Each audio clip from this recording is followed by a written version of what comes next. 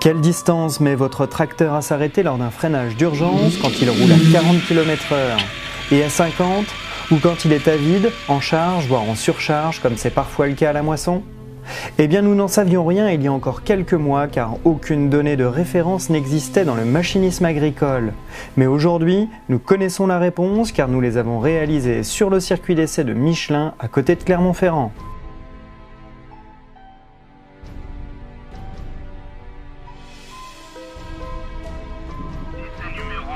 Tracteur plus benne, 40 tonnes, 40 km/h, répétition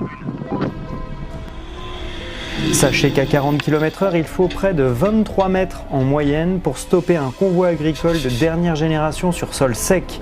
Ce qui est même surprenant, c'est que ce soit le convoi le plus lourd qui ait la distance de freinage la plus courte. La puissance du système de freinage proportionnel à la charge de la benne Josquin montre ici toute son utilité. Sans gros blocage de roue, le report se fait sans à-coups grâce aux suspensions de la benne et à l'attelage à rotule qui fixe l'arrière du tracteur au sol. Cette stabilité du convoi est bluffante, à l'opposé du comportement du tracteur seul qui se met à sautiller.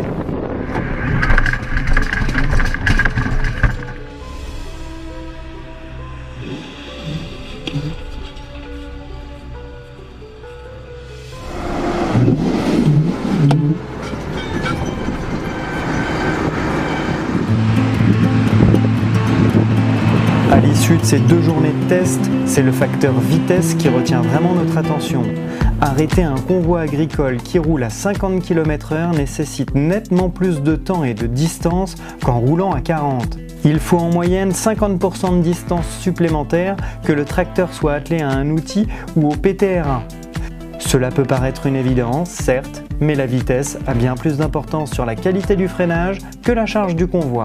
Plus concrètement, à 50 km/h, un convoi de 40 tonnes a besoin de 10 mètres de plus qu'à 40 km/h pour s'arrêter, soit sur sol sec, une distance d'arrêt de 32,8 mètres.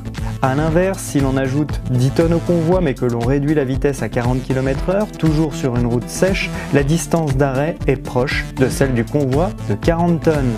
Elle est de 22,9 mètres contre 22,3 mètres, avec un PTAC de 40 tonnes.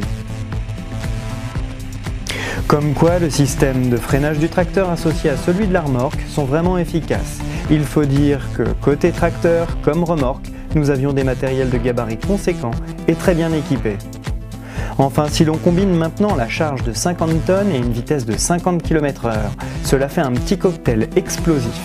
La distance d'arrêt passe à 36,4 mètres, soit 59% de plus qu'à 40 km/h. Alors imaginez l'impact des 14 mètres supplémentaires dans le cadre d'une situation d'urgence, une voiture qui déboule d'un carrefour ou encore un piéton qui traverse sans regarder.